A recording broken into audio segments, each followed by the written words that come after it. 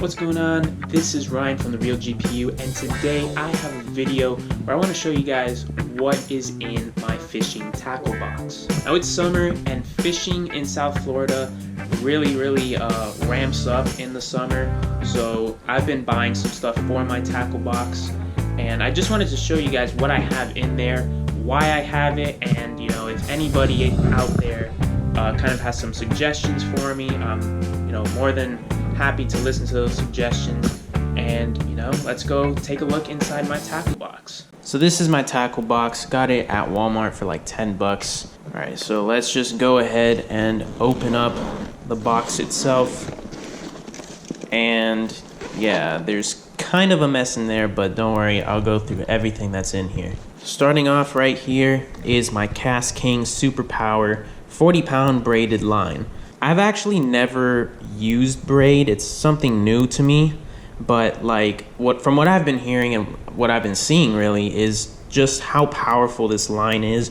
There's so much strength with such little diameter. So like 10 pounds of monofilament is equal to like 30 or 40 pounds of braid, and that's pretty incredible. I have these on some of my bigger rods, so if I go tarpon fishing, I have this type of line on it. Cast King Super Power, pretty good line. Another thing for my tarpon fishing adventures, I have 12-aught circle hooks, a 25 count, so I'm not gonna run out of these anytime soon. The good thing about circle hooks is that they hook the fish on the side of the mouth, which is good especially for tarpon because you don't want to gut hook a tarpon. Tarpon here in Florida is like a species where you're not supposed to kill it and it's not supposed to die when you're fishing it. So if you gut hook it, there's more of a chance that the fish will die. But if you use a circle hook, it's going to catch the fish at the corner of the mouth. That's a good set hook. You don't have to set the hook that much. When you use a circle hook, it kind of does it on its own. This is a good solid hook. This is some more line. This is actually 10-pound fluorocarbon. This is more for my lighter rigs because I like to fish snapper and grunts and all that, and those fish have some pretty good eyesight, which is why I use fluorocarbon, and I've never caught any of those types of fish over 10 pounds. You want the test line to be as small as possible because the bigger the test line, the thicker the diameter of the line, and the more visible it is to fish. That's not a huge problem with fluorocarbon since it's see-through, but I didn't want to go overboard, so I got 10-pound fluorocarbon. All right, now I have a whole bunch of soft plastics. We'll start off with this one. This is a power bait worm, just simple. I Texas rig these and just let them go along the bottom. This is mostly for freshwater, by the way. And I'll just let the fish drop to the bottom, then jig it up and let it fall. I have some more kind of like in a green pumpkin type color.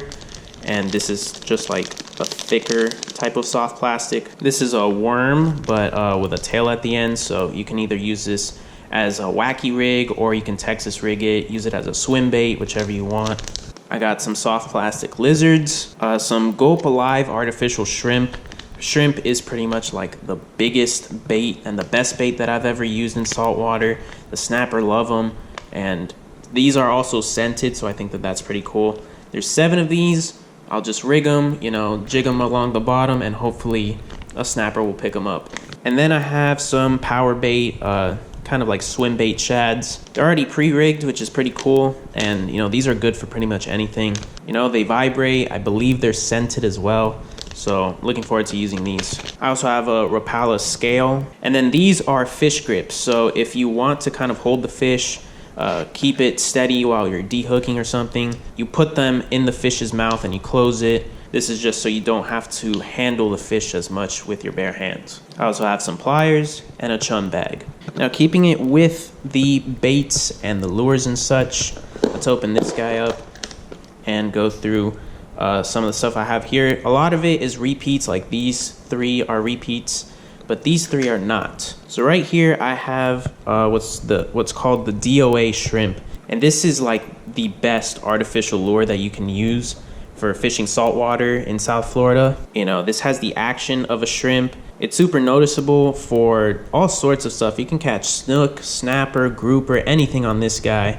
And what's good about this is that since this is an artificial shrimp, you don't have to buy live shrimp, which is still the best type of bait to use. But sometimes if you're going fishing on a holiday weekend or something like that. Live shrimp is pretty difficult to find in those occasions, so having a couple of artificial shrimp lures is pretty good to have. This guy right here was a recommendation from a guy that worked at Bass Pro.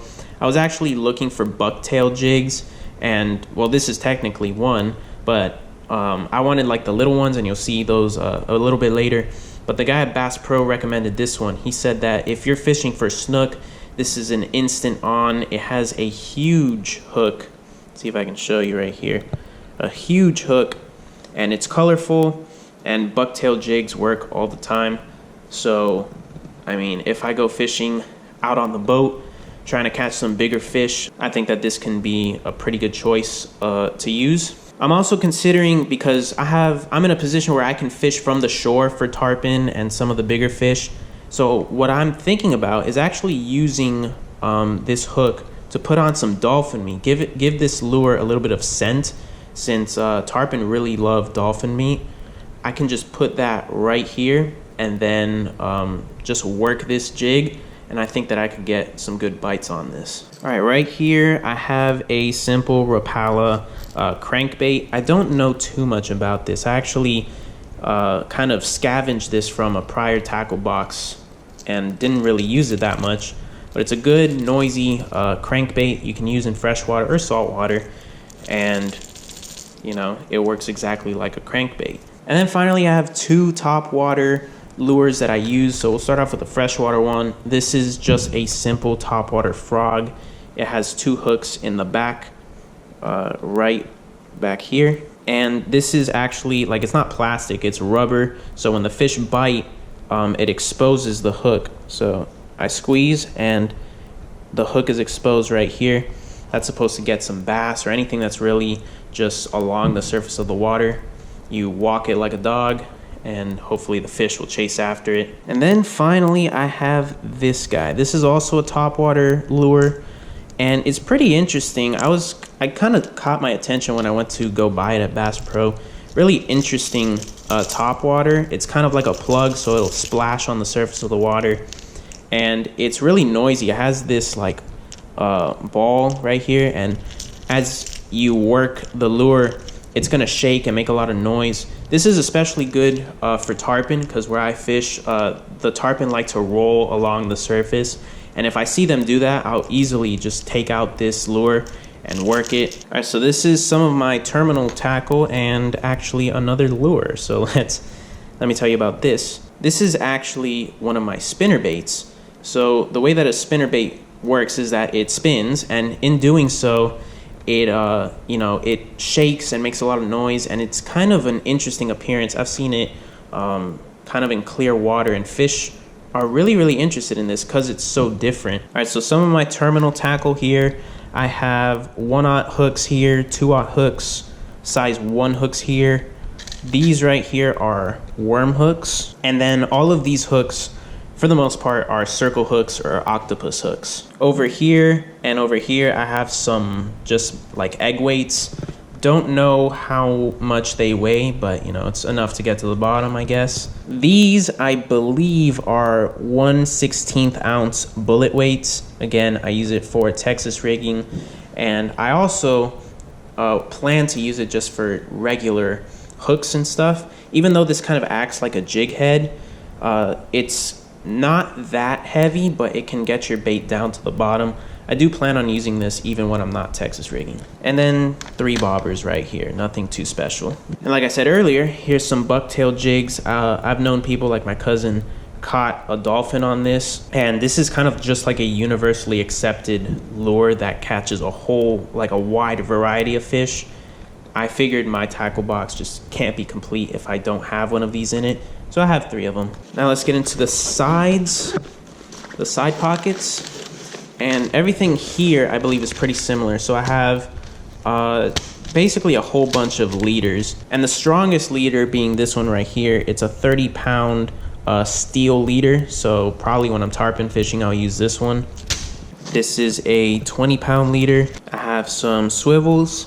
Oh, and this one is actually a 45-pound leader. I didn't know that this was what I had. Okay, so I misread this. I thought this said 12-pound leader. This is a 45-pound leader. Okay, this is the one that I'm gonna use for tarpon fishing.